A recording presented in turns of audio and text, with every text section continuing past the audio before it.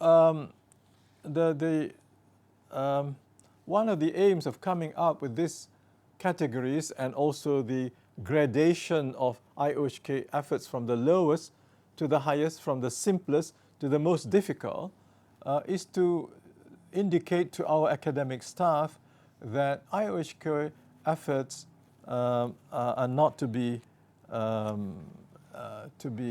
accomplished in one go, because we know that many of our academic staffs who are fresh PhDs, fresh graduates of PhD programs, most of them are not really well versed with this Islamization agenda, and most of them coming from the non-revealed knowledge sciences did not have a strong background in Islamic knowledge or religious knowledge. But we want them to feel, to not feel discouraged.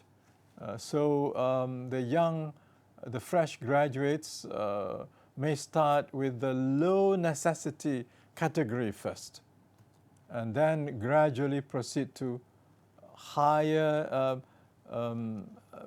high necessity, and then higher necessity, and later on, maybe when they become more well established and more mature and more confident, maybe with a group of scholars, come out with new knowledge, new construction of knowledge, which is the highest necessity category.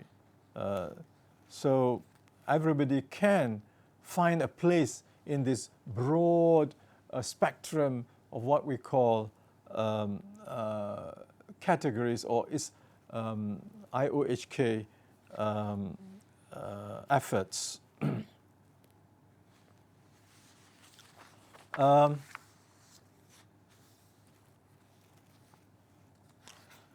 From there, I would go now to the subject of integration and relevantization.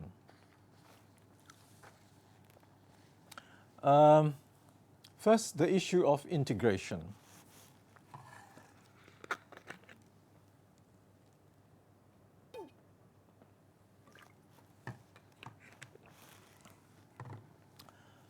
If by integration we mean the combination of divine revelation with human reason, or IOHK with IOS, or Islamization of the self, or Islamic revealed knowledge with acquired human knowledge, or ulum naqliyah with ulum aqliyah within an Islamic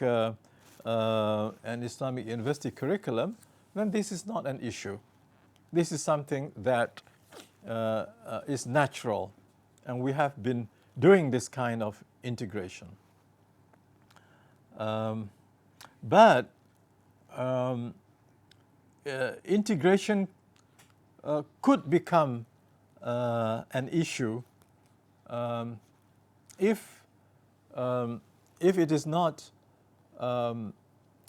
grounded upon the worldview of Islam, or the critical dimension of Islamic worldview is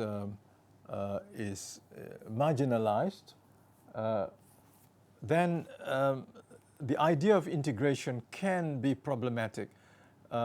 We're raising this issue because in the West, some of the Muslim intellectuals are now proposing that the word Islamization of knowledge should not be used in the Western, it should not be used, and they only want to use the word integration. Now, we understand the reason for this anxiety of our Muslim brothers and sisters in the West, because the word Islam itself is an issue. What more, Islamization, because the word Islamization is seen as an agenda to convert others to Islam, or to impose Islamic worldview upon others. And so they would like to use in the discourse only the word integration. Now, while we accept the rationale for this new move, we want to caution our brothers and sisters in the West that integration does not mean that Western values and Islamic values or Western values could just be accommodated without any attempt to be critical. Then what might happen would be, instead of having preserving your Islamic identity, what we worried is that you might have a westernized Islamic identity because the critical element is missing. So yes, you can integrate all the aspects of Western culture which are not contradictory to Islamic values, but at the same time, you have to be also very cautious of those aspects which may undermine the Islamic ethical values and also the worldview. So we mentioned here, we can understand if this proposal is being put forward in the current Western cultural and political context. It is unwise to perpetuate the articulation of the discourse of Islamization of human knowledge in the US, the UK, or Europe, which regard the rise of Islam, the increasing number of Muslims in the West, and the intellectual agenda of IOHK, which IT had started since the 80s, as completely unacceptable. So to the West, all these are unacceptable. Islamization has become a taboo in the West, and Muslim scholars and institutions would do well not to speak the language of Islamization in the public. We agree. So they have to craft new Islamic concepts or discourses or agenda which are acceptable or intellectually palatable to the non-Muslim majority population in the West without compromising Islamic principles. Therefore, we can agree to the proposal coming from Muslims in the West that the term Islamization of knowledge be discontinued. Instead, only the term integration is to be used for the discourse on Muslim intellectual and educational reforms in Western contexts. However, we feel that such a proposal is not proper in the context of Malaysia or in Muslim majority countries such as Saudi Arabia, Egypt, Indonesia, Pakistan, Nigeria, and many other countries, because Muslim majority countries need to be transformed on the basis of the Islamic paradigms and worldview. And so what we are saying is it's okay not to use the word Islamization of knowledge or Islamization in the West, but we do not have to be defensive about it in the Muslim majority countries. In Malaysia, for instance, we should not feel discouraged to use the word Islamization because people may misunderstand it. But IIUM is a proof that the term Islamization and Islamic University is not a liability. In fact, it is an asset to the country and also to a plural society. So we would like to maintain the word Islamization of Muslim countries, Islamization of Islamic Islamization of human knowledge in the Muslim majority countries. In the case of Malaysia and Indonesia, we can explain to the non-Muslims, and in fact, this is what we have been doing, that the agenda has to do with Muslims trying to live by the Islamic way of life, which in the context of Malaysia and Indonesia does not impinge upon the rights of non-Muslim communities or fellow citizens of a democratic country. As far as IOHK or IOS are concerned, the way IIUM, the way our university has articulated and developed the discourse over the last 3 decades should make the non-Muslim skeptics realize that there is no justification for their fears about Islamization of human knowledge or Islamization of the self. If we in Malaysia or Indonesia decide to abandon the discourse of Islamization in favor of using the discourse of integration only, then we believe we will be doing injustice to the Quranic injunction of al-amru bil ma'ruf wa nahyu anil munkar. In al-amru bil ma'ruf wa nahyu anil munkar, if you look at many Muslim countries, we find that the nahyu anil munkar is somewhat missing or less emphasized as compared to al-amru bil ma'ruf. So the nahyu anil munkar is necessary in Muslim countries, even in the West, but since we cannot speak openly in the West, then that aspect is not pursued. And that is why I think the discourse on implementing the Sharia laws in the West is not really the sound way of developing Islamic religion in the Western context. So abandoning the discourse of Islamization in the Muslim majority countries, we feel could lead to the unwarranted attitude of tolerating the existence of prohibited, reprehensible and blameworthy elements in Muslim thought, education, culture and politics.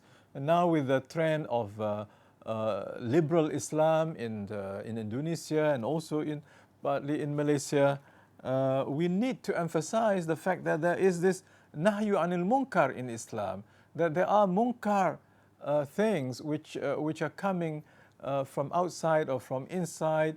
For instance, the LGBT issue, and several other issues, human rights and so on. There are within those agenda some un-Islamic elements, and we need to identify and remove those un-Islamic elements. We can take the elements which are not reprehensible from the Islamic point of view. Now I come to the issue of relevantization. What do we mean by relevantization?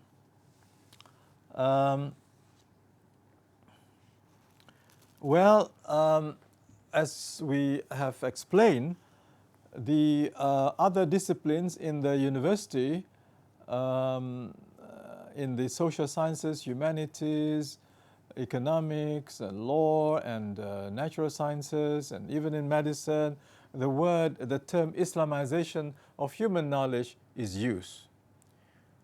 What about the disciplines of revealed knowledge?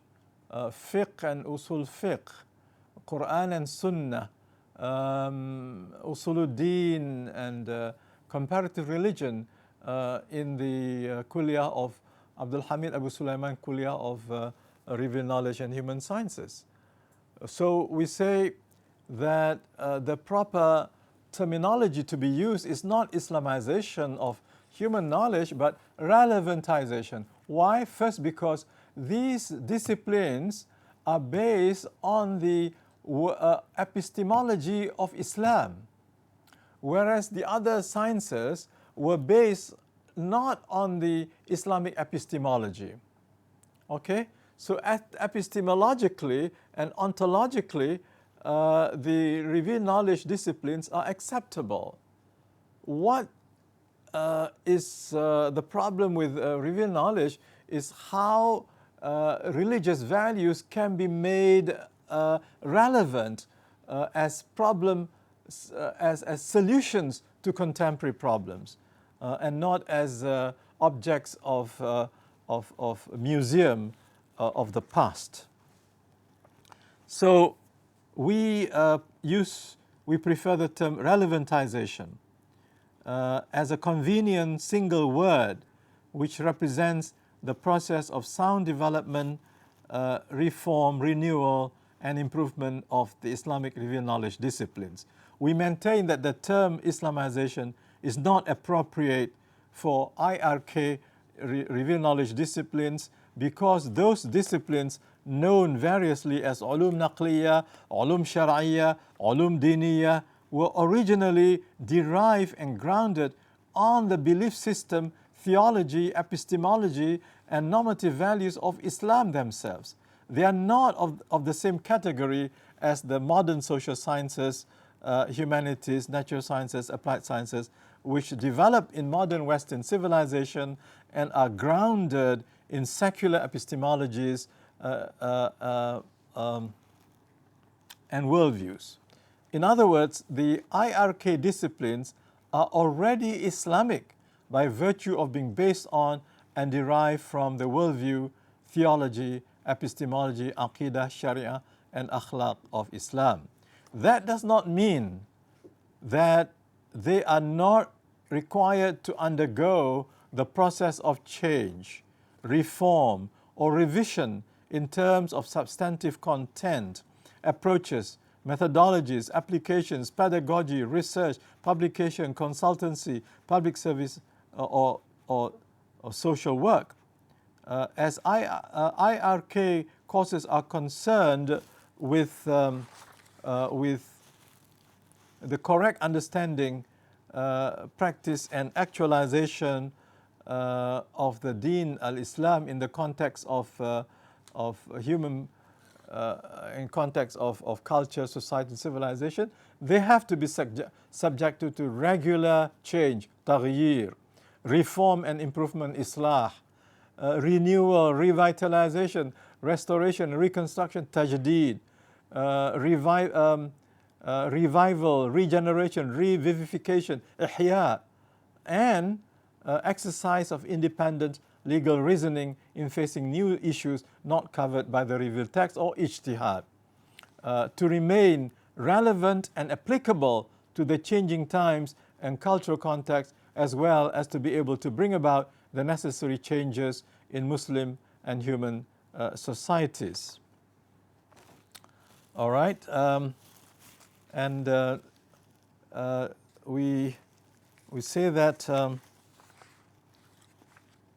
the efforts of integration or synthesis of useful and beneficial ideas, methods of research, analysis, perspectives or theories from the natural sciences, applied sciences, social sciences, human sciences, insofar as they are not contrary to the aqidah, sharia, and akhlaq of Islam, may also be undertaken by the 5 departments of Islamic revealed knowledge. What I'm suggesting is that the departments of Usuluddin and comparative religion, fiqh and usul fiqh, Al-Quran and Sunnah, general studies, and Arabic language and literature should not only think of integration among them, they should also be thinking of integrating and synthesizing with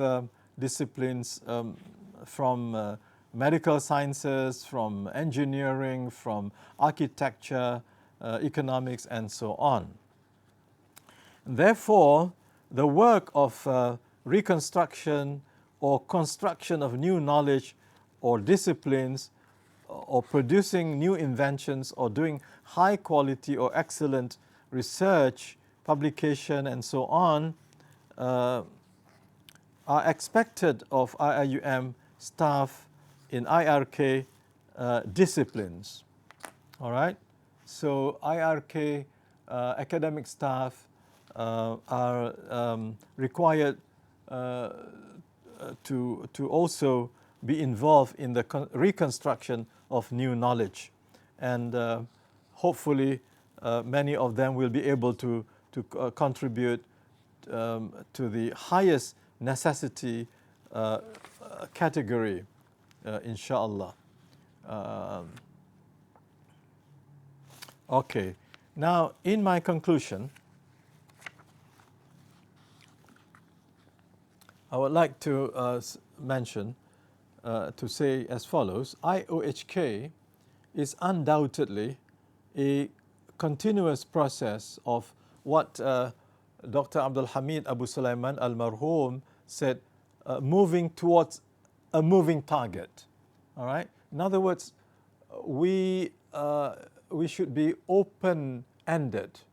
This Islamization of human knowledge process welcomes new development, and there's no one person that can do justice to this, and there's no one definition that can fit all the meanings into it, because societies change, time evolves. We have to allow for that evolution, but the principles of Islamization of human knowledge remains the same. We have so the door of ijtihad has to be opened, has to continue to be open, and must remain open. We have explained that IOHK is not a rigid, one-dimensional paradigm. It is inclusive of several approaches, beginning with the positive approaches, the comparative, the integrative, the harmonizing, the synthesizing, the naturalizing, the adaptation, the critical appreciation. And then the negative approaches are critique, critical rational refutation, complete reorientation, deconstruction, and then the most required is reconstruction and new construction. We should reiterate that IOHK is inclusive of integration and harmonization, and has nothing to do with attempts to convert others to Islam or having political agenda. It is, after all, the Muslim believer's quest for knowledge, morality and spirituality in accordance with the worldview of the Quran as commanded by the Creator, while appreciating and adopting whatever that is good, khair, ma'roof, tayyib, useful, nafi', salih, beneficial, maslaha, or acceptable, halal, from other people's knowledge, skills, cultures, and civilizations. We would like to suggest at the end the approach proposed by Sheikh Taha Jabir al-Alwani al-Marhum when he said that the way forward for IOHK is to require the integrating of the two readings, what he called al-jam'u bayn al-qira'atayn, that is the reading of the signs of Allah in the universe, qira'at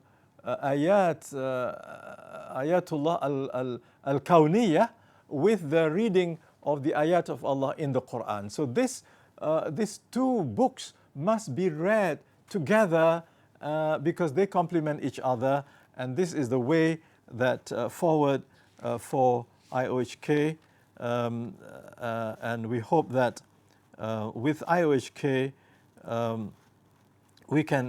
the Muslim world first can solve its own problems, and then after that it can also contribute to the development to the providing solutions to the global crisis that beset the world today. Thank you very much. Assalamu alaikum wa rahmatullahi wa barakatuh.